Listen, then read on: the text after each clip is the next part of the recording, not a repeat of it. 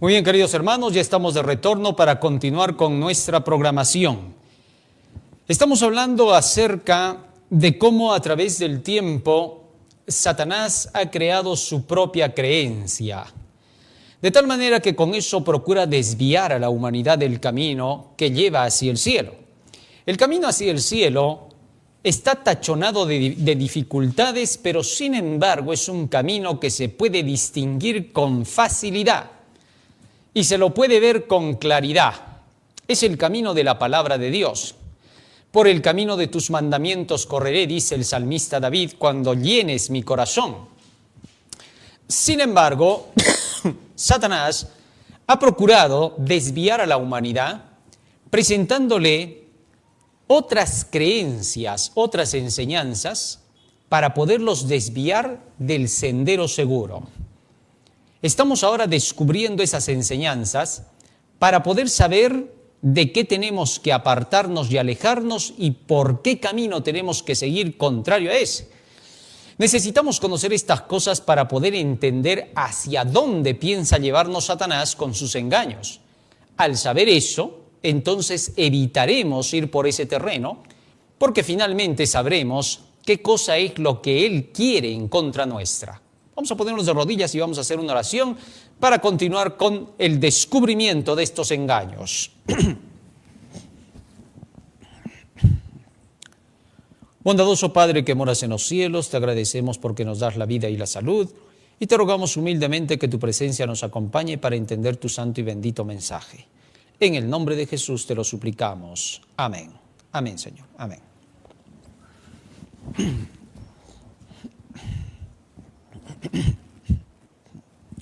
Muy bien. Ahora sí, vamos con nuestra lista de aquellas acciones que estamos descubriendo. Habíamos llegado en el tema pasado a la parte de la venta de las indulgencias, ¿no? Allí se había introducido la venta de la salvación y entonces juntamente con eso se introdujo los rituales humanos de la Inquisición. Resulta que en ese tiempo la Iglesia fue invadida por el mal y entonces empujada a tener que caer en la trampa de enseñar a la gente que la salvación podía venir por las indulgencias. Ya habían reformadores que se estaban levantando en otros lugares y que más antes habían declarado verdades, como el caso de Juan Wycliffe, el caso de Juan Hus, el caso de Jerónimo. Estos hombres habían dejado en claro qué cosa era la verdad de la Biblia. No obstante, y a pesar de eso, la Iglesia, desobediente a los llamados que Dios hacía por medio de estos reformadores para que esta Iglesia pudiera arrepentirse, comenzaron a hacer lo contrario. Lamentablemente, ¿qué cosa?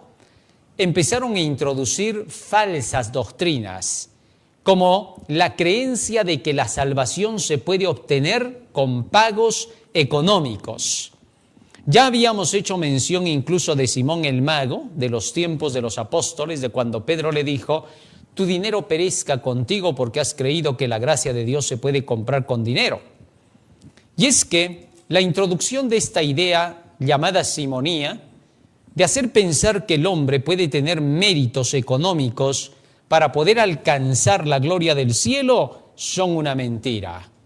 El cielo no lo puedes comprar con dinero. El cielo se obtiene a través del sometimiento hacia la persona de nuestro Señor Jesucristo para obedecer sus mandamientos, porque no hay mérito en el hombre que él pueda hacer por sí mismo. Solo le queda ser siervo de Dios para obtener la vida eterna. Romanos capítulo 6, versículo 22, fíjate lo que dice allí.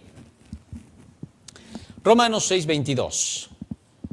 Romanos capítulo 6, versículo 22. Mas ahora que habéis sido libertados del pecado y hechos siervos de Dios, tenéis por vuestro fruto la santificación y como fin la vida eterna. El hombre tiene que reconocer primero sus pecados ante Dios. Tiene que confesar sus pecados. Esto se llama arrepentimiento. Y el arrepentimiento significa renuncia a sus pecados. Para poder renunciar a los pecados, lo primero que tienes que hacer es conocer qué cosas son los pecados. Porque tú no vas a dejar de hacer lo malo en algunas cositas. Fíjate en esto. Cuando Adán y Eva pecaron, ellos cubrieron sus cuerpos porque se vieron desnudos, pero cubrieron las partes que les eran más vergonzosas. Lo demás del cuerpo seguía tan igual de desnudo como siempre. Así que entonces solo taparon lo que más se notaba, lo que más les avergonzaba. Así el hombre desde esa época y hasta el día de hoy solo trata de cubrir algunas acciones de su vida, pero no se arrepiente completamente. ¿Qué cosa ocurre? La gran mayoría de las religiones evangélicas te enseñan que tú eres perdonado de tus pecados y salvado porque estás justificado por la fe. Pero te dicen que la ley de Dios está anulada. De esa forma, cuando tú entras al camino de Jesucristo, basado en esa creencia, abandonas aquello que tú crees que es malo. Dejas todo aquello que a ti te parece que es malo. Y cuando haces eso, dejas desnuda otra parte de tu cuerpo. ¿Por qué? Porque la ley te sigue condenando de pecado. Algunos niegan el cuarto mandamiento de la ley de Dios, que manda guardar el día del reposo, el día santificado por el Señor. Y entonces cubren todo lo demás porque dicen, claro, no hay que ser idólatra, cuidado con los juramentos, no hay que tener otros dioses, hay que honrar al padre y a la madre, etc. Pero dejan de lado el sábado. Y Santiago capítulo 2, verso 10, el apóstol escribe diciendo, cualquiera que guardare toda la ley pero ofiende en un punto es culpable de todo. Entonces, ¿esto qué cosa indica? Que ellos se visten solamente para cubrir la parte más vergonzosa, lo que más se nota, los pecados a los que ellos llaman pecados graves, pero olvidan la parte de la ley que manda guardar el día del reposo del Señor. Esto indica que no se han vestido con todo el vestido de la justicia de Cristo. Mira, ve. Cuando Jesús vino hace 2000 años, Él vino a obedecer todos los mandamientos, todo lo que Dios le pedía, los 10 preceptos. Vino a cumplirlos, porque Él dice claramente en Mateo 5:17, he venido a cumplir la ley. Entonces, imitar a Jesucristo significa hacer todo lo que Él hizo. Hay algunos que dicen, claro, Cristo no mató, no robó, guardó el sábado, está bien, pero ya lo hizo por nosotros. Entonces, si ya lo hizo todo por nosotros, y dicen que ya guardó el sábado por nosotros, entonces también ya guardó el adulterio por nosotros, el robo por nosotros, la injuria por nosotros, la codicia. Entonces ya podemos hacer todo eso, porque si ahora ya podemos pisotear el sábado, porque Cristo ya lo guardó por nosotros, entonces también los otros mandamientos podemos pisotearlos porque Cristo ya los cumplió por nosotros. O sea, solo cumplió con el sábado y nada más, y todo lo demás no cumplió. No tiene sentido. Esas ideas absurdas son las que llevan al mundo cristiano a entrar en apostasía. Por razones como esas, es que se llega al punto de pensar que nosotros podemos obtener la salvación por otros medios, por méritos propios, y no de acuerdo con los mandamientos y enseñanzas de la palabra de Dios. El apóstol Pablo es claro, 2 de Timoteo capítulo 3, verso 15. ¿Cómo es que finalmente se obtiene la salvación? Una vez que nosotros hemos pedido el perdón de nuestros pecados, luego sigue el servicio a Dios, hechos siervos a Dios, decía el texto que hemos leído anteriormente en Romanos 6, 22. Después de perdonados del pecado, nos hacemos siervos de Dios. Y el resultado es la santificación. Hacerse siervo de Dios significa hacerse obediente a Dios. Y después de la santificación recién la vida eterna. Es decir, todo este proceso es para llegar al cielo. Pero si tú crees que por pagar dinero vas a llegar al cielo, eliminas todo este proceso de transformación, de preparación para entrar en el cielo por medio del arrepentimiento de tus pecados, la renuncia a todos estos para aprender a hacer el bien. No basta con dejar de hacer lo malo, hay que aprender a hacer lo bueno. Que desde la niñez has sabido las Sagradas Escrituras, las cuales te pueden hacer sabio para la salvación por la fe que es en Cristo Jesús. Es decir, es por medio de las Escrituras, aceptando el sacrificio de Jesucristo, que haciendo lo que dice este libro, llegarás a la salvación. No hay otro camino. Muy bien, seguimos avanzando. ¿Qué más pasó? ¿Qué más introdujo el diablo para engañar? Los rituales humanos de la Inquisición. Resulta que durante ese periodo se levantó el movimiento jesuita, la Compañía de Jesús, y estos introdujeron la idea de que había que prácticamente mutilar y destrozar los cuerpos de aquellas personas que no querían aceptar la fe católico-romana. Tal es así que entonces ellos decían, hay que sacrificar el cuerpo y echarlo al infierno para que el espíritu se salve. Bueno, eso era lo que decían ellos, ¿no? Con una mala comprensión de lo que dice el apóstol Pablo. Bajo esas ideas vienen las persecuciones y las inquisiciones, ¿no? No es a eso a lo que se refería el apóstol Pablo. El apóstol Pablo, cuando hace mención de que hay que sacrificar al cuerpo, significa matar la carne, hacer que la persona, una vez que es retirada del pueblo del Señor por sus pecados a través de la disciplina, entonces ella tenga que verse condenada en la carne para tenerse que arrepentir de sus pecados. Interesante, ¿no? Sin embargo, tratan de torcer este texto para hacer pensar de que hay que mutilar cuerpos. Y entonces, durante la Inquisición, la Iglesia comenzó a mutilar a los seres humanos. Estas prácticas eran las prácticas del paganismo, donde se creía que los dioses quedaban satisfechos cuando a los pecadores, llamados así entre esas naciones, se los mutilaba y se los entregaba en sacrificios humanos. La Iglesia romana llegó a sacrificar a más de 68 millones de personas a través de la Inquisición, haciendo creer que con eso la gente se arrepentía de sus pecados o se arrepentía de sus herejías en este caso. Bueno, Jesucristo nunca enseñó eso. Tú nunca ves a Jesús que dijo a Pedro, Pedro, prepara de una vez el tribunal de la Inquisición porque vamos a empezar con Judas. Y tráemelo a Judas para acá porque acá lo vamos a descuartizar. Nunca se vio a Jesús haciendo eso. Porque la verdad del Evangelio no se impone por la fuerza, no se impone por una inquisición ni un holocausto, no se impone a la persona por obligación la salvación. La salvación es por voluntad, por inteligencia, por sabiduría, que en conclusión todo eso se llama amor. A Dios no le agrada que una persona sea obligada para tener que hacer los cambios en su vida, sino que sea instruida, evangelizada. Y en la palabra de Dios, la instrucción que Dios da es la que motiva a que la persona abandone sus pecados. Dios pone las metas, Dios pone los parámetros. Dios dice, mira, la meta si tú obedeces es vida eterna, gloria eterna, te va a ir bien. Pero si tú desobedeces, tu meta va a ser la destrucción. Tu final va a ser la catástrofe. El diablo te va a destruir. Y habiendo puesto los dos caminos delante de la persona tiene el derecho a elegir. Si elige lo correcto, vida eterna. Si elige lo incorrecto, su perdición. Pero nunca jamás ha declarado Dios, descuarticen a una persona para que se arrepienta si es posible. Eso no es bíblico. Nunca vas a ver en la palabra de Dios que se haya declarado a los apóstoles que cuando salgan a predicar el Evangelio, que vayan mutilando personas que no quieran aceptar la verdad. Así que esto fue una introducción del ideal paganismo dentro del cristianismo.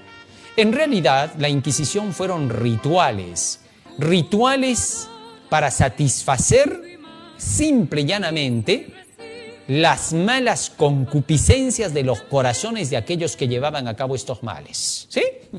Porque se llevaban a cabo muertes de formas que eran morbosas y encima todavía totalmente destructoras y dañinas. En la vida se iban a arrepentir así de sus pecados. Aquellos mismos que realizaban estos actos, ellos mismos jamás hubieran abandonado sus pecados haciendo lo contrario. No tiene ningún sentido, ¿eh? Miren, Ninguno de estos hubiera muerto en la Inquisición diciendo, bueno, yo también soy pecador y entonces necesito entrar acá a la Inquisición.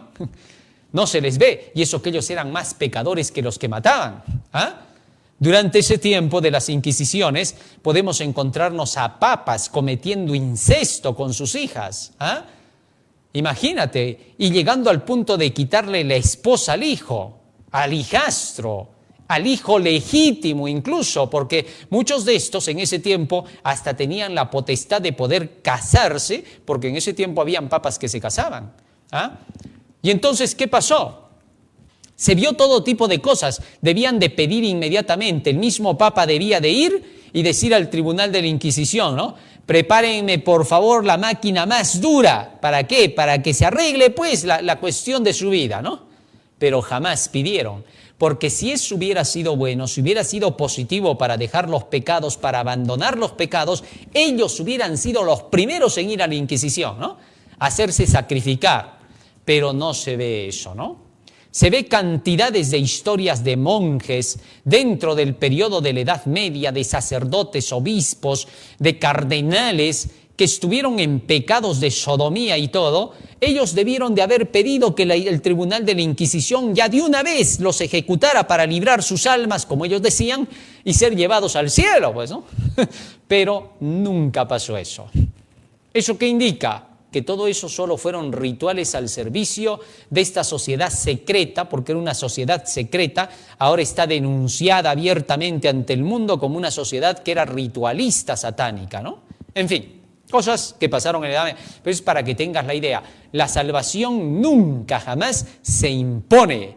No hay leyes en este mundo seculares que puedan imponer la salvación a nadie. La salvación es una elección de la persona frente al conocimiento de la verdad para que voluntaria e inteligentemente sirva a Dios. Seguimos avanzando. ¿Qué más se introdujo? Sigamos la lista.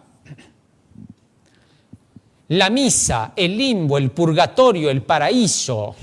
En la actualidad, la Asunción de María, la Inmaculada Concepción y la intolerancia a otras creencias por la fuerza bruta. Bueno, la misa. Nunca jamás se ha enseñado la misa en la Biblia, ¿no? La misa tiene otro tipo de significados. Por ejemplo, no tiene nada que ver con la Santa Cena. En la Santa Cena nosotros vemos que Jesucristo, en San Mateo 26, partió el pan. Y cuando partió el pan, les dijo a todos los discípulos así: tomad, esto es mi cuerpo que por vosotros es repartido, comed. Entonces, partió el pan y les pasó a cada uno un pedazo y ellos comenzaron a comer. Pero no se ve que Cristo se haya arrancado un brazo, otro brazo, una pierna y otra pierna diciendo, coman mi cuerpo real. No, no fue así. Tampoco le dio a ninguno ningún tipo de pan redondo, ya que eso venía de otra costumbre. Los panes redondos venían de atrás, de las prácticas que se tenían con el dios Sol, el dios Mazda, donde incluso se tenía que tomar la copa y beber sangre o vino fermentado. La palabra de Dios enseña que cuando Cristo hizo la Santa Cena, era tiempo de Pascua, y en la Pascua estaban prohibidos los panes con levadura. Por eso venía la fiesta de los panes sin levadura.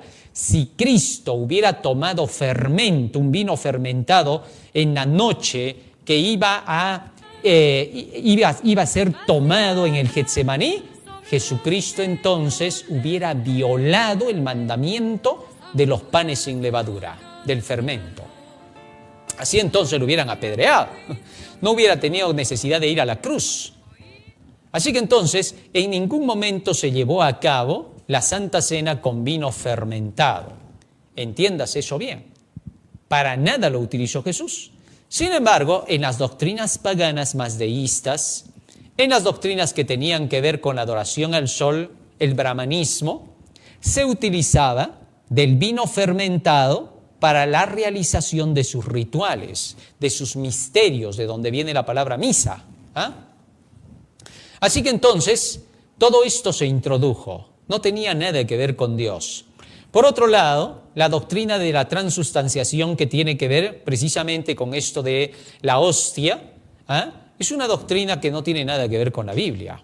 Según la creencia católico-romana, en ese tiempo se dijo que la doctrina de la transustanciación indicaba que el sacerdote le pide a Dios, Jesucristo, que venga y que se meta en la hostia para que pueda ser ahora masticada y comida por los que van a comulgar.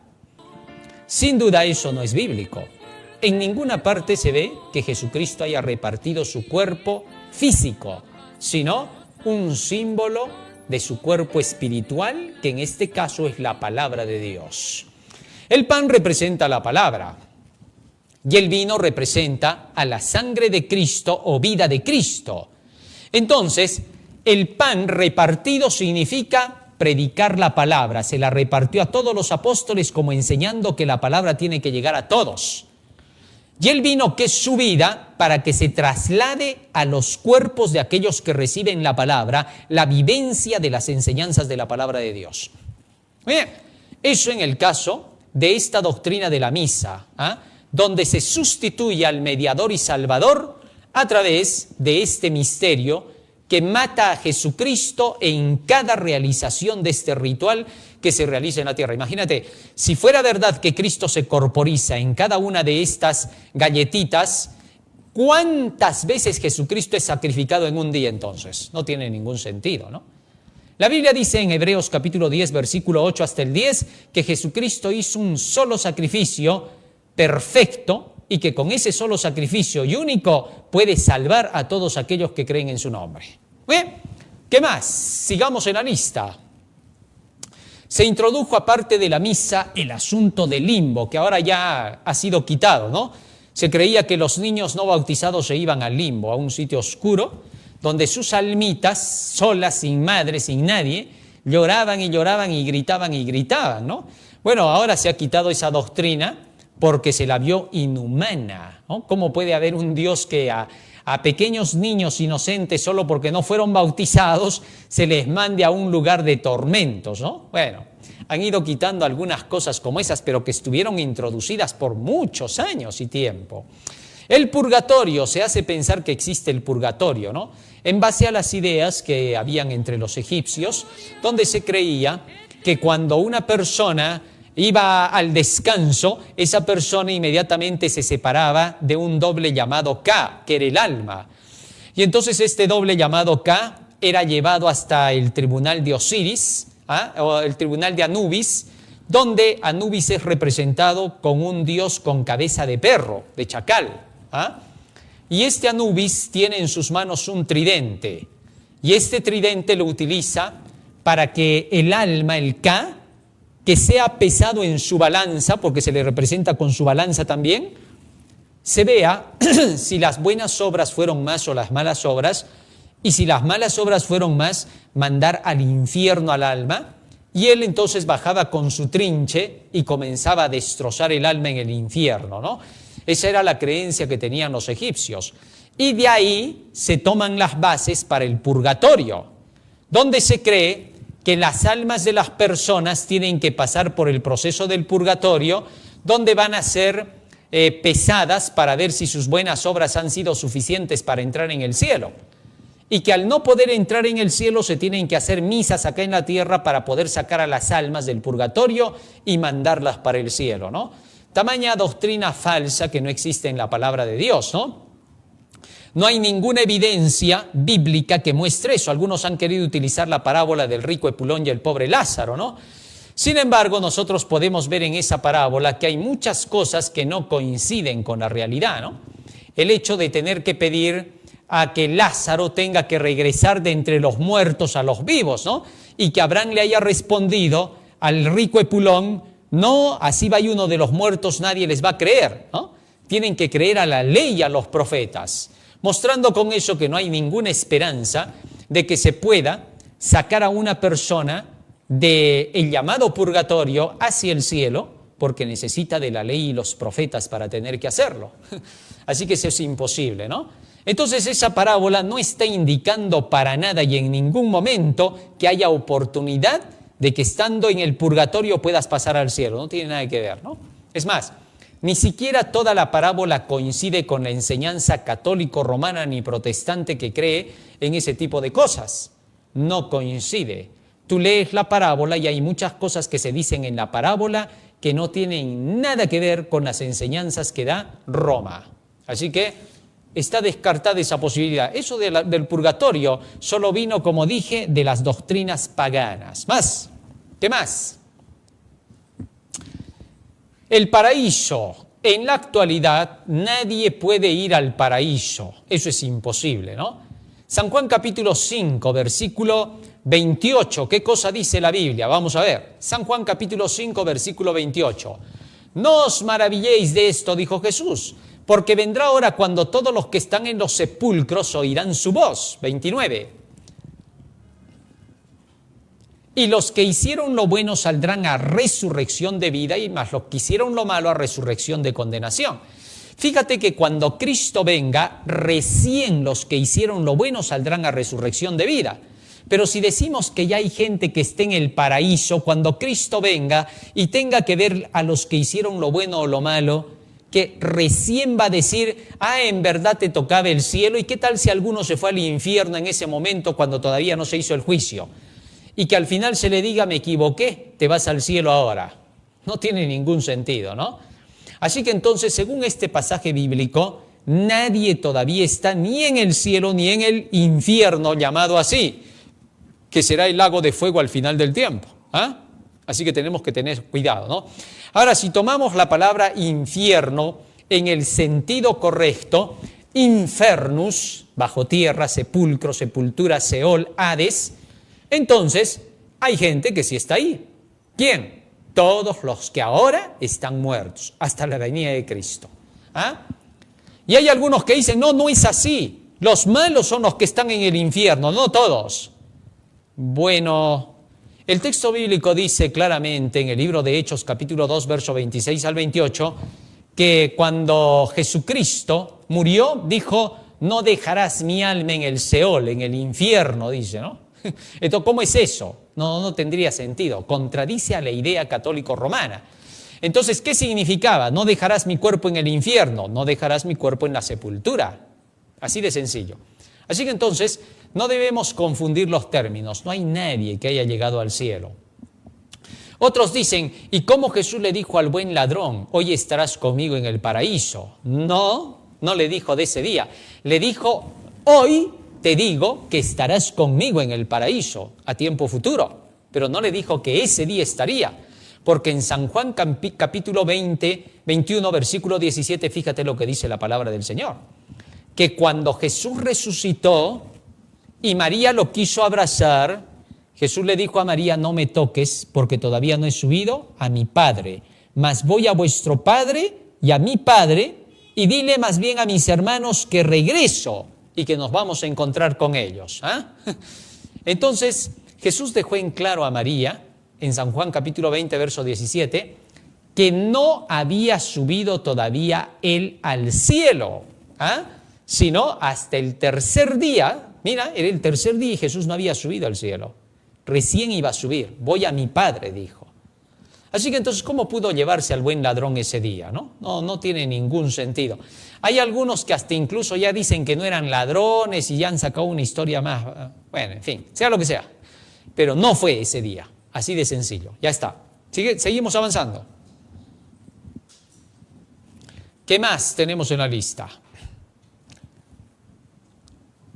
La Asunción de María, ¿no? Otra de las historias que se hicieron creer. Se declaró que después de que Jesucristo se fue para el cielo, María también se fue para el cielo más adelante, ¿no? Y que dice que ella también ascendió como Jesucristo. Pero si eso fuera verdad, estaría registrado en la Biblia. No hay un solo registro bíblico de un hecho tan importante como los apóstoles se iban a olvidar. Así que eso es imposible, ¿no? No hay tal asunción de María al cielo, no se le ve en el Apocalipsis ni aún en el grupo de los 24 ancianos, ¿no? No está, no hay ninguna anciana que haya llegado al cielo. Así que entonces no tenemos ninguna evidencia bíblica. La asunción de María es una doctrina que tiene que ver con doctrinas paganas, con creencias paganas, con la asunción de Isis, más bien de la diosa Luna, ¿no? Porque dentro de las doctrinas paganas sí se cree que la diosa Isis había tenido experiencias como esas, ¿no? Pero eso no tiene nada que ver con la Biblia. Muy bien. No habiendo esa doctrina, ¿qué más dice? Vamos a la lista. La Inmaculada Concepción. Esta es otra doctrina que fue inventada en tiempos de Agustín de Hipona, donde se hizo pensar de que Jesucristo, para que pudiera haber sido puro, santo, sin mancha de pecado, tuvo que haber nacido de una mujer inmaculada. Ya que la Biblia dice claramente en el Salmo 55 que todo niño que nace en esta tierra nace en pecado. Nacer en pecado no significa nacer con el pecado, es decir, practicado. Sí, porque hay algunos que confunden y dicen, todos nacemos en pecado. Como nacemos en pecado, ya nacemos con pecado. No. Un niño no puede ser acusado de pecado, hay que tener cuidado. Santiago capítulo 4, verso 17 dice, al que sabe hacer el bien y no lo hace, le es pecado. Si decimos que un niño nace con pecado, estaríamos diciendo que el niño ya sabía hacer lo bueno y no lo ha hecho. ¿Qué cosa? Nacer no es ningún pecado para el niño. ¿Qué cosa? ¿Él acaso sabe si está naciendo o no está naciendo? No sabe nada. Entonces los niños no nacen con pecado, por favor, entiéndase eso. Con lo que nacen es con la naturaleza caída y pecaminosa. Eso es lo que significa el texto, en pecado me concibió mi madre. ¿En pecado de quién? De la madre. Ahora aplicamos eso a nuestro Señor Jesucristo. María era tan pecadora como cualquier otro ser humano porque todo pecador necesita un Salvador. San Lucas capítulo 1, verso 46, ¿qué dijo María acerca de su condición de pecaminosidad? Fíjate lo que dice acá. San Lucas 1, 46. Entonces María dijo, engrandece mi alma al Señor, y mi espíritu se regocija en Dios mi Salvador. ¿Te das cuenta? Hasta María reconocía la necesidad de un Salvador. Salvador solo necesitan los pecadores. Si ella fuera inmaculada, no necesitaría ningún acto salvador en su beneficio. Así que entonces, siendo que María era un ser humano pecador como cualquiera, y se pueden ver sus errores, ¿no?, en el registro bíblico. En una ocasión, cuando fue con sus hermanos a buscar a Jesús, y entonces le dijeron, tu madre y tus hermanos te están buscando. Y Jesús dijo, mi madre y mis hermanos son los que hacen la voluntad de mi Padre que está en los cielos. Dejando en claro que su madre no estaba haciendo su voluntad en ese momento, sino ¿por qué lo diría? Es que pasaba que ella, junto con sus hermanos influenciados por los dirigentes judíos, estaban yendo a querer silenciar a Jesús. En otra ocasión, cuando perdieron José y María a Jesús, inmediatamente Jesús, cuando lo encontraron, le dijo a su madre, ¿por qué me buscabais? ¿No sabíais que en los negocios de mi padre tengo que estar? En otras palabras, ¿ven que ustedes ni siquiera están al día con las profecías para saber mi misión? Y eso es un error. Una mujer inmaculada jamás hubiera cometido esos errores. En otra ocasión, cuando no era el momento en que Jesús tenía que actuar con los milagros, ¿no? ¿Qué tienes conmigo, mujer? No ha llegado mi hora. En otras palabras, mamá, todavía no ha llegado mi tiempo. Tú sabes muy bien lo que dicen las Escrituras. No era que la estaba maltratando, le estaba corrigiendo. Lo que significa que no era inmaculada. Muy bien, por razones como estas, la doctrina de la Inmaculada Concepción no encaja con las Escrituras. Ahora, siendo que María era una mujer tan pecadora como cualquier ser humano, porque Romanos 3:10 dice, no hay justo ni aun uno, todos se apartaron, podríamos decir que el texto de Salmo 55, cuando declara en pecado me concibió mi madre, también se estaría aplicando a que Jesús nació con pecado. No tiene sentido. Porque ella era una mujer común y corriente, con pecado como cualquiera, y al tener a Jesús, si heredamos el pecado porque venimos de nuestra madre, entonces Jesucristo hubiera heredado el pecado de su madre. Y hay muchos que dicen, no, pues en el caso de Jesucristo eso no podía pasar. No, discúlpame, Gálatas capítulo 4, verso 4, mira lo que dice allí, para que te quede en claro de que si así fuera, Jesucristo hubiera tenido que cargar con esa herencia. Pero cuando vino el cumplimiento del tiempo, Dios envió a su Hijo, nacido de mujer y nacido bajo la ley. Así que era nacido de una mujer común y nacido bajo la ley quiere decir que Jesús hubiera nacido condenado, pues no tiene ningún sentido. Entonces Jesús venía bajo los términos de la ley y por lo tanto, si Cristo hubiera tenido pecado desde el nacimiento, hubiera nacido condenado ya, hubiera necesitado Jesucristo tener que matar animales para el perdón de su pecado. Pero no fue así, ¿correcto? Más bien sí se nos dice que nació en semejanza de carne de pecado, es decir, con la naturaleza caída como la de cualquier ser humano. Romanos capítulo 8, verso 3, fíjate lo que dice ahí. Romanos 8, 3. Porque lo que era imposible para la ley por cuanto era débil por la carne, Dios enviando a su Hijo en semejanza de carne de pecado, y a causa del pecado condenó al pecado en la carne. ¿Te das cuenta? Así que entonces Jesucristo sí cargaba una carne caída como la nuestra. Caída significa que venía con todas las debilidades y posibilidades de ser tentado y caer, como cualquier otro hijo de Adán. Solo Adán, antes de pecar, no tenía las posibilidades de ser tentado y de caer. Por eso se dice que es un misterio su caída. Tuvo que haber sido rebelión, porque todo estaba en su favor para que no tuviera que pecar. ¿Correcto? Muy bien. Así pues entonces, esa doctrina de la Inmaculada Concepción no encuadra con la realidad, ¿no? No tiene nada que ver con la Biblia. No necesitó ser Inmaculada María para que Jesucristo tuviera que vencer el pecado.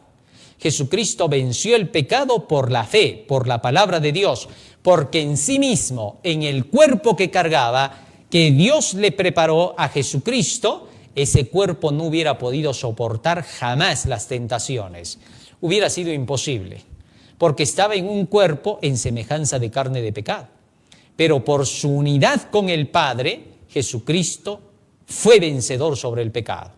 Y nos dejó el ejemplo de que unidos con el cielo se obtiene la victoria. Muy bien, ¿qué más? Sigamos avanzando. La intolerancia a otras creencias por la fuerza bruta. Bueno, este fue otro asunto.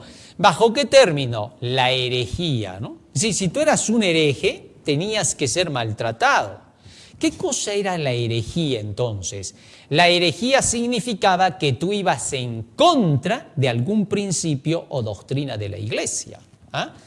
Por ejemplo, si la iglesia ponía leyes, doctrinas que tú tenías que creer y tú llegabas a contradecir eso basándote en la Biblia, a pesar de que tú leyeses la Biblia, ellos no te lo aceptaban y te decían: tú tuerces las Escrituras.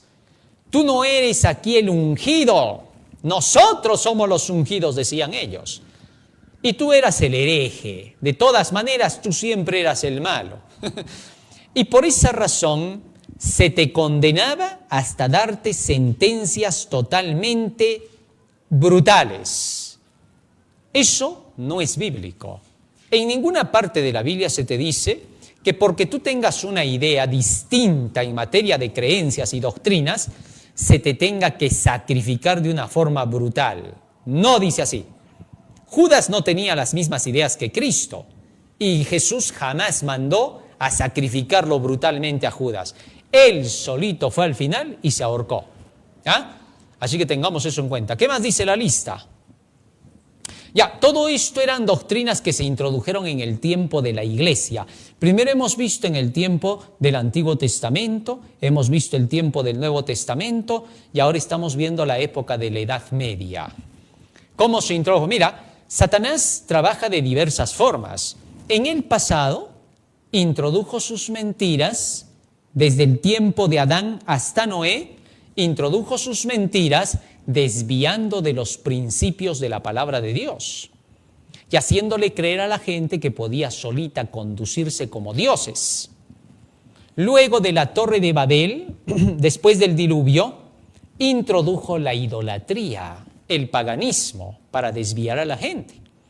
En los tiempos de Jesucristo introdujo el farisaísmo y a los saduceos y las doctrinas de tradiciones que inventaron ellos. En el tiempo después de los apóstoles, desde los tiempos de la era post-cristiana o post-apostólica, mejor dicho, hasta el tiempo de la Edad Media que estamos estudiando ahorita, introdujo falsedades, ideas del paganismo al cristianismo. Y ahora, en este punto, introduce la Inquisición. Por la fuerza, por la intimidación, desviar a la gente de la doctrina bíblica. Así Satanás trabaja de diversas formas, según el tiempo y de acuerdo con las circunstancias. Seguimos leyendo. ¿Qué pasó? Seguimos leyendo. El tratado apoteósico al Papa como si fuera un dios. Desde los tiempos de Constantino, este hombre había hecho creer que él era ahora la cabeza de la Iglesia y fundó la doctrina unitaritarista, de donde nace la Iglesia universal o católica, porque él buscaba que esta Iglesia tuviera que ser reconocida mundialmente como la única Iglesia oficial. Y él se dio el título del Pontifex Maximus. Ahora, esto fue evolucionando cada vez más. Muy pronto, el Papa, al tomar ese nombre del Pontifex Maximus o Sumo Pontífice, comenzó a atribuirse poderes excesivos. Hasta que finalmente, cuando llegamos a la Edad Media, nos encontramos a un Papa que declaró ser él el mismo Dios. En el diccionario católico de Lucius Ferraris, en el artículo Papa, nosotros nos encontramos que el Papa se declara ser Dios en la tierra y que él forma incluso un tribunal con el mismo Dios, haciéndose partícipe de lo que ellos llamaban Trinidad. Y él formaba la cuarta persona de la divinidad. Es así como se le presenta. Porque dice ahí en el diccionario Lucius Ferraris que el Papa forma un solo tribunal con Dios. Interesante. Y el único que forma un tribunal con Dios es Jesucristo. Y el único que forma un tribunal con Cristo es Dios Padre. Así que entonces llegó a un punto donde se atribuyó más poder del debido. Siendo así, la palabra apoteósico significa que fue tratado como un Dios. Llegó hasta el punto de hacer cambios en las leyes de Dios, de hacer cambios en las doctrinas y llegar a introducir el hecho de que no solo había que creer en la Biblia, sino también en el magisterio, en la autoridad del Papa, en la autoridad de los cardenales y obispos de la Iglesia Católica, hasta el punto que el magisterio tenía la última palabra en cuestiones doctrinales. ¿Te das cuenta? Es decir, que se llegó a un punto donde se buscó ponerlo a él en el sitial de un Dios que determinaba qué sí y qué no dentro de la doctrina. Hasta el día de hoy. El sistema del papado es el que puede dictaminar cosas. Fíjate cómo los papas últimos han hecho tremendos cambios en su iglesia. Han quitado doctrinas, han establecido nuevas, y el último cambio que hemos tenido es de la corredentora y mediadora que era María, ¿no? Y que ahora ya no se le dan esos atributos por completo, sino que se dice que ahora el único que puede hacer eso es Jesucristo, ¿no? Un reconocimiento que ha traído un escándalo mundial. El hecho es de que se nota ahí de que cuando los hombres quieren tomar el control de la iglesia, la desgracia les espera. Porque entonces el hombre es falible, se equivoca y ya no puede declarar la verdad que estaba defendiendo un tiempo, porque la doctrina termina dominándolo y derrotándolo, como ahora vemos en este reconocimiento que se hace de María, ¿no? Los mariólatras prácticamente han quedado arrinconados con esto, así de tremendo, ¿no? Entonces, hay que tener cuidado de las ideas sectarias donde un hombre es el que quiere atribuirse el lugar de Dios, ¿no? y que quiere conducir a la iglesia de acuerdo con sus ideas, pero no con la palabra del Señor. Cuando alguien lleva la palabra de Dios y predica el evangelio, jamás puedes decir, pues maldito el hombre que confía en el hombre, ¿no? Sí, porque hay algunos dirigentes que se aprovechaban desde ese tiempo de la Edad Media para atacar a los reformadores. Los reformadores andaban con la Biblia en la mano, predicaban las Escrituras. Y entonces la iglesia romana decía, cuidado, maldito el hombre que confía en el hombre. Ustedes están confiando en el hombre, no están confiando en la iglesia que Dios dejó. Con ese engaño hicieron caer a miles de almas, ¿no? Hay que tener cuidado, eso no tiene nada que ver lo uno con lo otro, son totalmente opuestos. Muy bien, sigamos con la lista. ¿Qué más tenemos acá? ¿Qué más pasó? El catecismo en lugar de la ley de Dios. El catecismo ha venido evolucionando paso a paso, ¿no? Ya desde los tiempos de Constantino, cuando incluso hizo el cambio en la ley de Dios del sábado por el domingo, ya se veía formándose el catecismo, ¿no? Ahí tiene sus bases. Incluso antes de Constantino ya habían algunas bases que se estaban dejando para hacer algunos cambios en las doctrinas cristianas. Así es como el catecismo fue creciendo, hasta que más adelante ya el catecismo tomó forma. Y el catecismo finalmente, hace algunos años atrás, unos cientos de años atrás, es que recién se lo establece, ¿no? No es tan antiguo, completo como ahora se le conoce. Recordemos que la última innovación que se le ha hecho al catecismo ha sido pues en el tiempo de Juan Pablo II y Benedicto XVI. Así que entonces se llegó a sacar un catecismo con 1260 reglas que ahora se tiene. Así que ha ido creciendo y seguirá creciendo por los siglos de los siglos, amén, ¿no? Entre comillas. ¿Por qué? Porque cada vez que los hombres quieren poner reglas a la iglesia, se vuelven así, ¿no? Extremadamente, ¿qué le vamos a llamar? Fanáticos, hasta el punto de aumentar reglas y convertir a la iglesia en una iglesia formalista en lugar de ser una iglesia piadosa. Acuérdate cómo también sacaron sus 1200 y tantas reglas los judíos en el tiempo de Jesús. Tantas reglas, imagínate. Ya la gente no sabía cuándo las estaba cumpliendo. Y eso no tenía nada que ver con los 613 mandamientos o enseñanzas de la Torá. Y hay algunos que dicen, no, ya la Torá ya es cuestión del pasado, 613 leyes, eso es demasiado, dice, ¿no? Bueno, pero en el Evangelio, desde Mateo hasta el Apocalipsis, hay 1500 reglas, o 1050 reglas, ¿no? ¿Y cómo es que eso sí se cumple? No, ya los que hablan eso pues ya no saben lo que dicen, ¿no? Pero en el catecismo se han puesto 1260 reglas que en realidad ni siquiera tienen que ver con cuestiones realmente bíblicas, ¿no? Es simple y llanamente un intento del hombre de querer hacer que los demás hombres se vuelvan piadosos hacia la iglesia y el magisterio, pero no hacia Dios. Ahí tenemos que tener mucho cuidado, ¿no? El hombre siempre busca que los demás hombres se sometan a él piadosamente, ¿no? Y le llaman piedad cuando se someten a la autoridad de ellos. A Jesucristo le decían pecador, ¿te acuerdas? ¿Por qué? Porque decían que no era piadoso, porque no se sometía a las reglas de los dirigentes, a su Mishnah y a todas sus creencias que ellos tenían, ¿no? Y entonces, ¿qué pasaba? Que debido a eso a Jesucristo lo acusaron de ser un rebelde a la autoridad y a la iglesia, porque simplemente no se sometía a esos reglamentos absurdos que solamente dañaban el cuerpo y la vida. Así también sucede hasta el día de hoy. La mayoría de iglesias, incluso protestantes, y aún el pueblo de Dios no se libra de querer hacer reglamentaciones absurdas, huecas, obsoletas y diabólicas para querer controlar al pueblo. La Biblia es más que suficiente. Cuestiones administrativas son otra cosa, pero en cuestiones de salvación, la Biblia y solo la Biblia. Así de sencillo.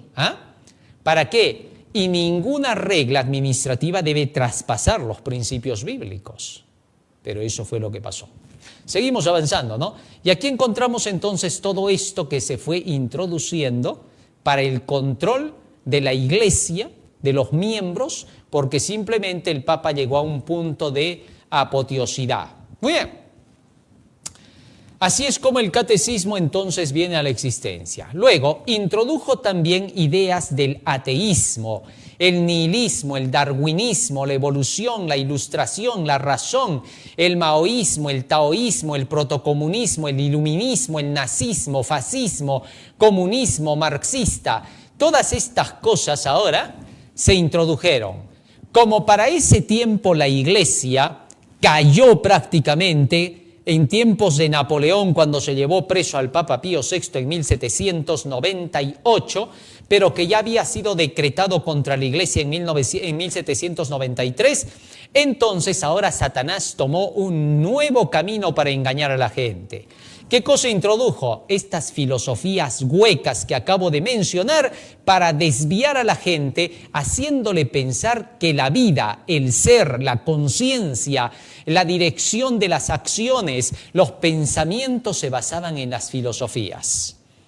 Todo, por cierto, sin fundamento ni sentido. ¿Por qué? Fácil, porque no hay un ser humano en la tierra que te pueda decir exactamente todo el sistema de la vida. Eran suposiciones de ellos, lo que les pasaba a ellos, lo que experimentaban ellos y en algunas cosas que le acertaban en pequeñeces.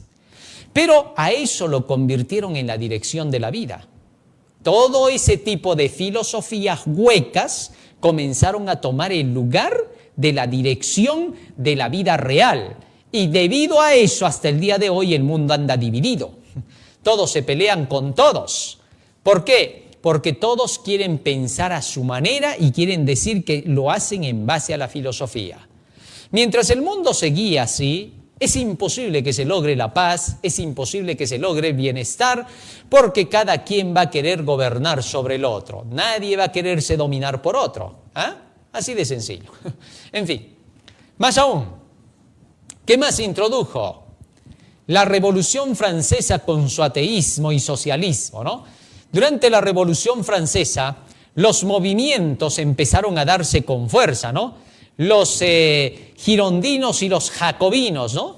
Cada uno con sus propias ideas, las guerras por el poder, las riquezas, comenzaron a hacer introducción de las bases para los partidos modernos que hoy conocemos, los protos, ¿no?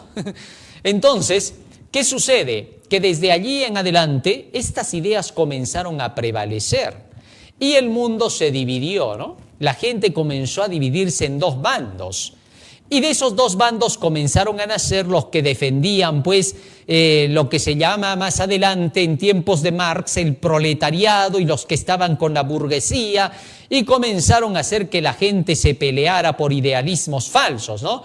El mismo Marx, hemos visto que era un personaje que ni siquiera se interesaba por los pobres en realidad, porque él estaba bien acomodado.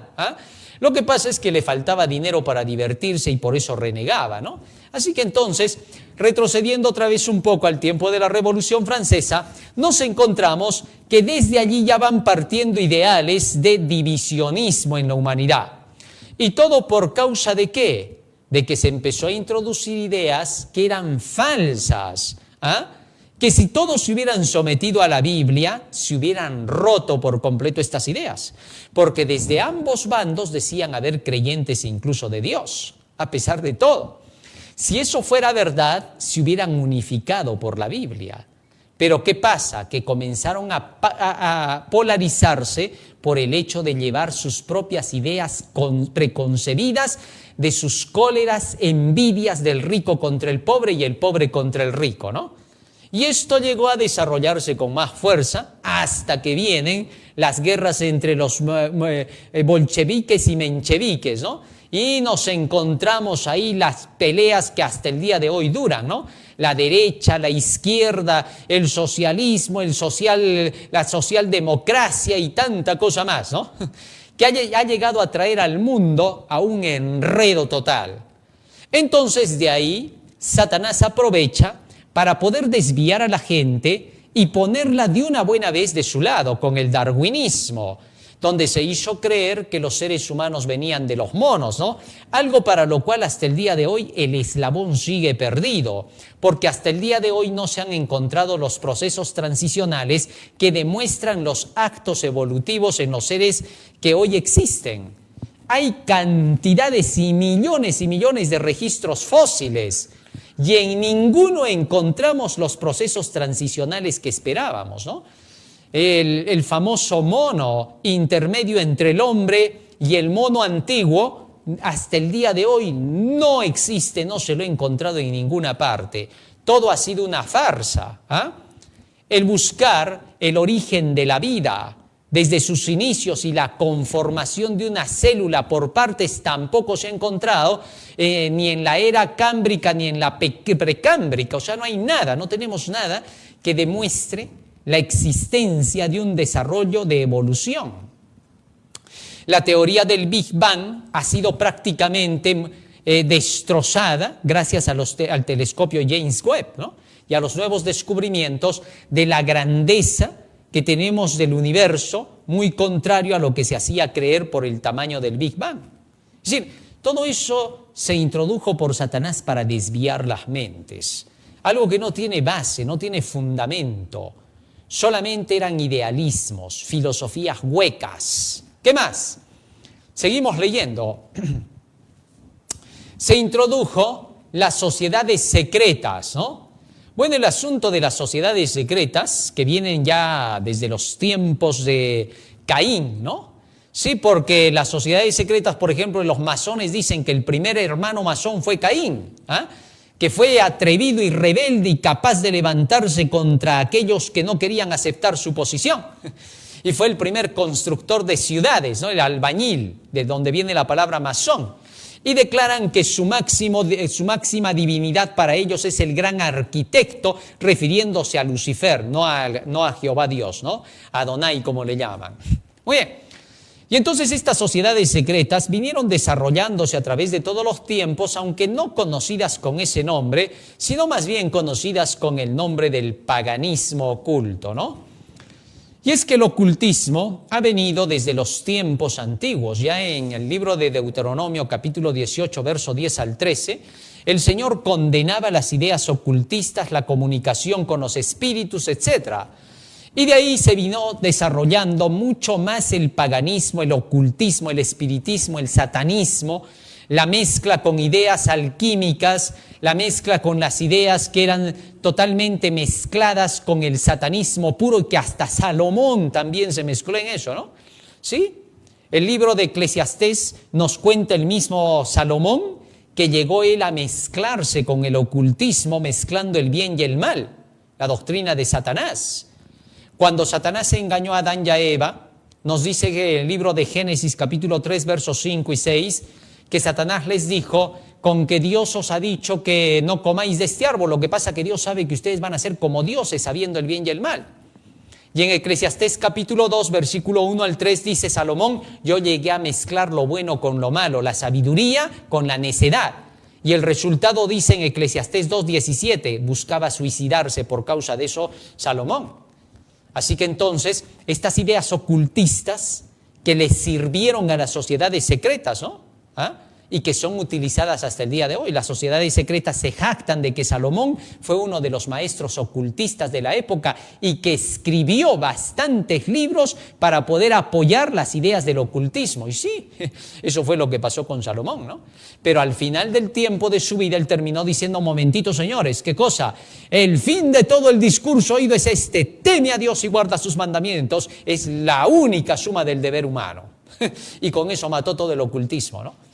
Gracias al libro de Eclesiastés, el ocultismo se viene abajo. Por eso, si tú quieres saber qué es ocultismo y por qué nunca te tienes que unir con esa barbarie, solo léete el libro de Eclesiastés y verás la maravilla que te vas a encontrar ahí. En fin.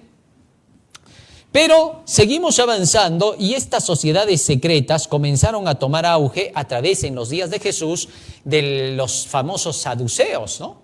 Estos comenzaron a formar las polarizaciones. Estos no creían en el juicio, tampoco creían en la resurrección ni en los ángeles, ¿ah? Según ellos, el tribunal del juicio estaba en tu propia conciencia. No necesitas de un juicio divino que tenga que un día realizarse, contrario a lo que dice la Biblia, ¿no? El mismo sabio Salomón dice: teme a Dios y guarda sus mandamientos, porque Dios traerá toda obra a juicio, sea buena o sea mala. Así que entonces ellos niegan todas estas cosas y los saduceos hacían su papel en eso. Así que Jesucristo se confrontó con este tipo de sociedades, con las ideas que ya estaban ahí. Son las ideas que se estaban reclutando para que finalmente salgan a relucir con nombres, ¿no? Y de ahí viene, durante el periodo de Constantino, el famoso gnosticismo, ¿no? Habían varias corrientes gnósticas, pero de ahí se fue desarrollando más y más hasta la creencia de los caballeros templarios, los rosacruces, los francmasones, que hasta el día de hoy los tenemos, ¿no? Todo esto fue inventado por Satanás para desviar de la Biblia, para hacer que la gente, en lugar de seguir lo que enseña la palabra de Dios, siga idealismos humanos. Sí, porque todo eso está creado por seres humanos. Seres que se supone que eran inteligentes, sabios, pero que cuando tú lees el trasfondo, realmente no hay sabiduría. Si así fuera, Salomón nunca se hubiera salido de ahí. Salomón abandonó todo eso porque se dio cuenta que no hay... Él dijo: todo es vanidad de vanidades en todas esas enseñanzas. No hay nada positivo. Todo es puras mentiras, dijo él. Todo está hueco, vacío. Y se apartó de ese camino, ¿no?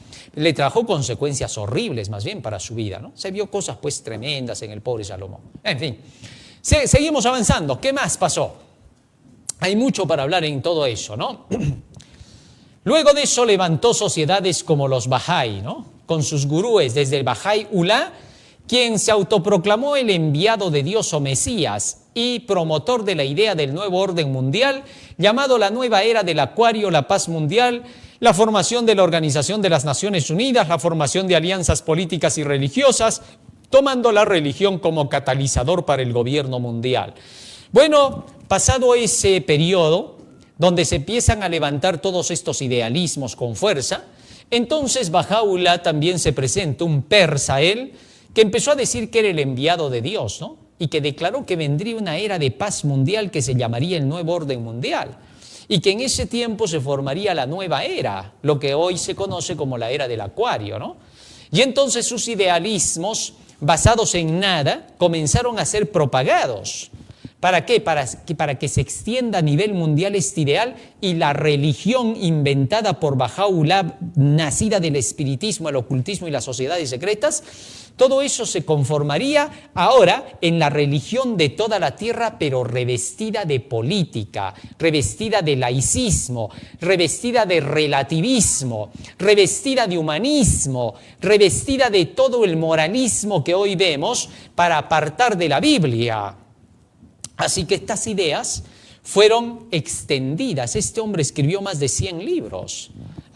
Y esos libros comenzaron a ser practicados para llevar a cabo los planes que este hombre, que era entregado a las profundidades satánicas, había hecho creer para poder llevar al mundo a la paz final, ¿no? Toda una mentira, porque el apóstol Pablo escribe que más bien cuando digan paz y seguridad vendrá destrucción repentina. En base a eso comenzaron a hacerse pues grandes estructuras para poder lograr ese propósito. Pero sigamos leyendo más. Estas ideas de este Bahá'u'lláh comenzaron a llevar a hacer pensar de que la formación de la personalidad y el perfeccionismo llegaría a alcanzarse por los medios humanos, por los méritos humanos, ¿no? Tal es así que todos estos gurúes procuran hacer vidas que puedan ser llenas de sacrificio, supuesto, para poder llegar a alcanzar niveles altos de perfección, que nunca jamás alcanzan, dicho sea de paso, te voy contando, ¿no? Porque todo eso es una mentira. Muy bien, ¿y qué pasó a raíz de eso? Seguimos leyendo. ¿Qué comenzó a crear ahora Satanás en el mundo para engañar a la humanidad? Esto trajo como resultado organizaciones mundiales como el CRE, el CT, el CR, el Club Bilderberg, la OMC, la OMS, el FMI, el BM, el Foro de Davos, Banco Mundial, Foro de Davos, el Foro Andino y un sinnúmero de organizaciones llamadas políticas, las ONGs, etc.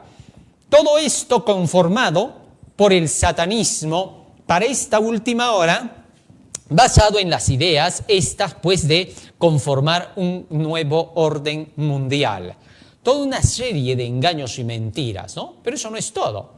A estas organizaciones también le siguieron otras que Satanás levantó para seguir engañando. ¿Cuáles? Las organizaciones religiosas como el Concilio Mundial de Iglesias, el Concilio Nacional de Iglesias, el Ecumenismo Católico Protestante, la Iglesia Profunda, el protestantismo de izquierda, la cienciología, la alta crítica, las iglesias anticristianas, la iglesia de Satanás, etc.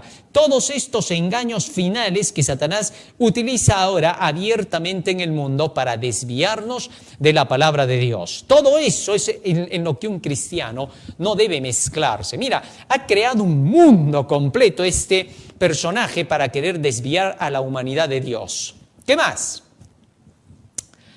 Sigue diciendo acá, organizaciones de control social como Tavistock, ¿no? Para la industria de la música y la televisión. Así fue creado este medio para distraer a la gente, ¿no? Distraer las mentes de tener que buscar la vida eterna. Recuerda que desde que el hombre pecó, todo lo que tiene que hacer el hombre es regresar al paraíso perdido. Y para regresar al paraíso perdido solo hay un camino. ¿Cuál? Las enseñanzas de la palabra de Dios, los mandamientos de Dios. Entonces el hombre al llegar a la tierra debía de ocupar su vida solamente en eso. Mientras va trabajando, estudiando, dedicándose a los actos cotidianos de la vida, su principal razón era dedicarse al estudio de la palabra de Dios para saber cómo regresar al Edén perdido. De eso se trataba. No tenía otra cosa más que hacer el hombre. Si el hombre hubiera permanecido en eso, no habría avarientos. No habría competidores destructores de otros para querer tomar el lugar de ellos. No habría la envidia, no habría la codicia, no habría ninguno de estos tipos de cosas. La difamación, el chisme no existirían. Pero a raíz de que los hombres comenzaron a buscar las cosas de esta tierra, Satanás les hizo creer que la vida, que la razón de la existencia era otra, y que no era simplemente buscar la vida eterna, sino buscar la competencia con los demás, enriquecerse en este mundo, hacerse famoso, grande, poderoso, en lugar de seguir la palabra para llegar a eso. Entonces el hombre nunca se hubiera dejado engañar. Los hombres cayeron en esa trampa, ahora buscan esas grandezas de la tierra y las promesas que les hace el diablo y se desvían del camino que lleva hacia la vida eterna. Interesante. Muy bien, vamos a un punto más. ¿Qué más? Organizaciones de control social como el Tavistock, las industrias de la música y televisión, pantalla grande y medios de comunicación y marketing y publicidad. Todo esto comenzó a introducirse para el control de las mentes, ¿no? Para desviar a la gente de la realidad de la vida. La música rock, los géneros musicales, el pop, el K-pop, el reggaetón, las baladas y los demás géneros. Todo eso comenzó a introducirse para desviar a la gente de la mentalidad del camino al cielo. De eso vamos a hablar más profundamente en nuestro próximo tema, para poder comprender cómo se utiliza de estos medios para el control de las masas. Con eso, prácticamente estamos entrando ya en el último bloque de la historia, para mostrar cómo es que Satanás ha venido haciendo sus grandes cambios para poder lograr así atrapar la mayor cantidad de almas en esta tierra. Así que, para profundizar en esos puntos, vamos a necesitar de un tema, y ya el tiempo no nos da ahora. Que el Señor quiera que cada uno de nosotros, al comprender estas cosas, tomemos decisiones correctas en nuestra vida. Toma tu Biblia, querido hermano, para que no te engañe el diablo. En la Biblia se desenmascara todos sus propósitos. Se conoce toda la verdad. Imposible de que el enemigo te derrote con ella en la mano. Vamos a pedirle a Jesús en oración que Él nos ayude para que estas cosas que estamos aprendiendo las atesoremos en nuestra mente y corazón y no caigamos en ninguna de esas trampas y que induzcamos más bien a otros a que se alejen de todo eso y que se unan con la realidad profética, con la vida eterna, con la realidad que le espera al pueblo de Dios, que es superior a todo lo que Satanás nos hace creer en este mundo. Hay gente que prefiere perder la vida eterna porque piensa que este mundo es bonito con su tecnología y tanta cosa más. No, yo te voy contando, hermano, de que hay cosas superiores por millones a eso que tú ves. que son más placenteras, más bonitas, mejores, y que no te vas a arrepentir de haberte unido con Jesús. No te vas a arrepentir, te aseguro que no, hermano, porque te va a ir mejor de lo que tú te imaginabas, superior a cualquier ser humano que haya habitado en esta tierra. Solamente asegúrate, conociendo la Biblia, de que así va a ser. Dios te bendiga, querido hermano. Vamos a ponernos de rodillas para hacer una oración pidiéndole al Señor que nos ayude a tomar en cuenta su verdad. Vamos a orar. Bondadoso Padre que moras en los cielos, estamos agradecidos a ti por las benditas palabras que nos has dado en el día de hoy y te rogamos que nos ayudes para que todo esto que estamos aprendiendo lo atesoremos en nuestra mente y corazón para prepararnos para el gobierno que ya va a empezar, que es el tuyo, muy pronto, más pronto de lo que estamos imaginando. Y para poder contrarrestar el gobierno del anticristo, Señor, que ya se está levantando como un poderoso gigante en la tierra que quiere dominar al mundo, pero que tu verdad va a terminar derrotándolo. Confiamos plenamente, Señor, en que tu pueblo va a despertar a la necesidad de tener que escudriñar tu palabra y vivir de cada una de las palabras que están escritas allí. Te rogamos todo esto en el nombre de Jesús. Amén. Amén, Señor. Amén. Muy bien, querido hermano, no te retires de la sintonía, que en breves momentos ya estamos de retorno para poder despedir el día del Señor. Dios te bendiga, querido hermano. Amén.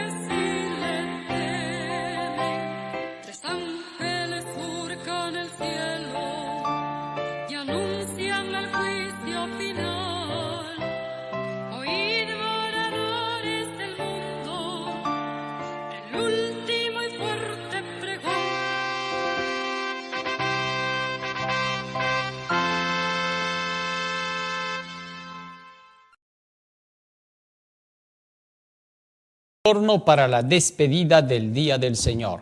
Para eso vamos a buscar en nuestros himnarios el himno número 472, Día Santo del Señor, himno 472.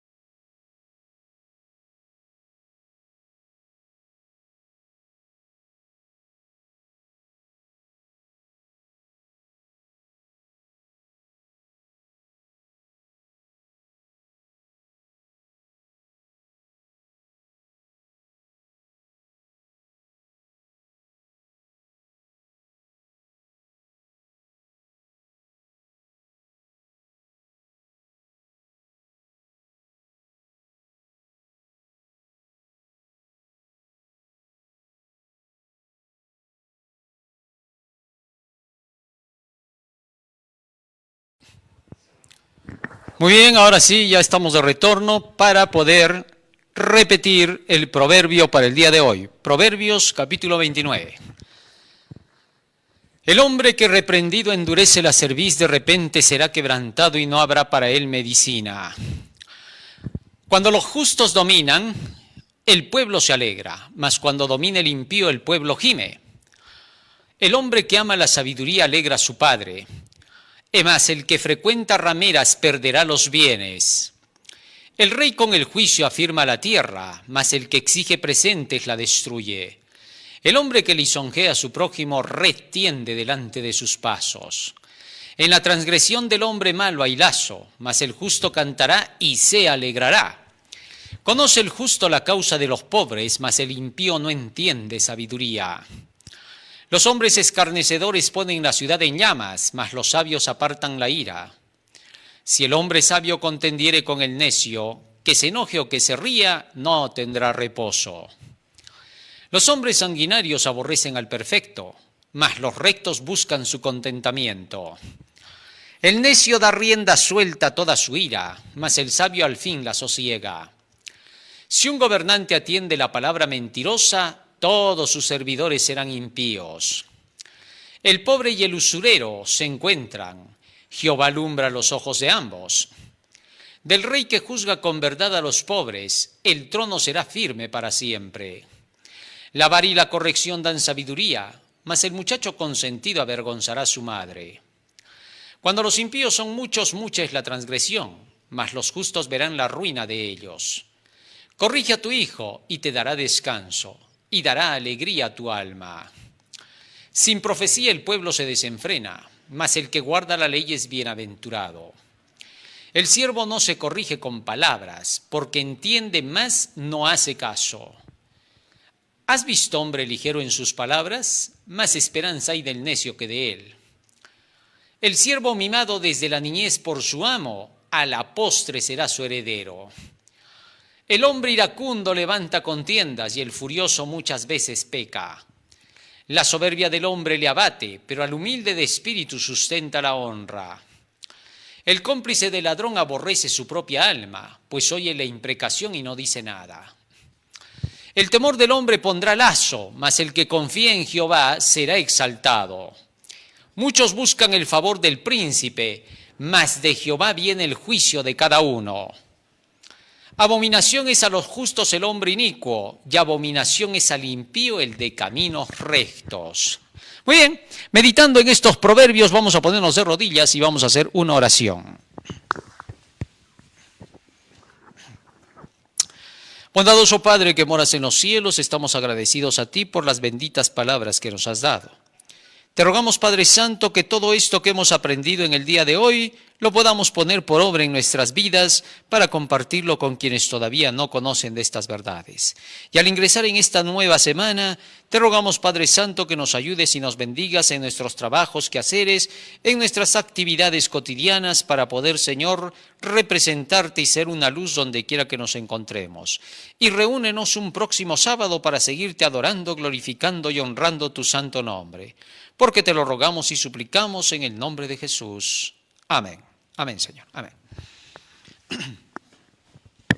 Muy bien, querido hermano, Dios te bendiga, Dios te guarde y que tengas una feliz semana. No te olvides, estamos a través de las redes. Estamos en Instagram, estamos en X, estamos en TikTok, estamos en YouTube, estamos en Face. Así que tienes para poder compartir el mensaje y viralizarlo en el mundo entero. Estamos también a través de DRC Noticiero y DarioRap.com, la página de la sabiduría. Estamos en Patreon, estamos en Yape y también por interno para que puedas dar tu apoyo para terminar esta obra lo más pronto posible. Dios te bendiga, que la paz es hermoso, querido hermano. Amén.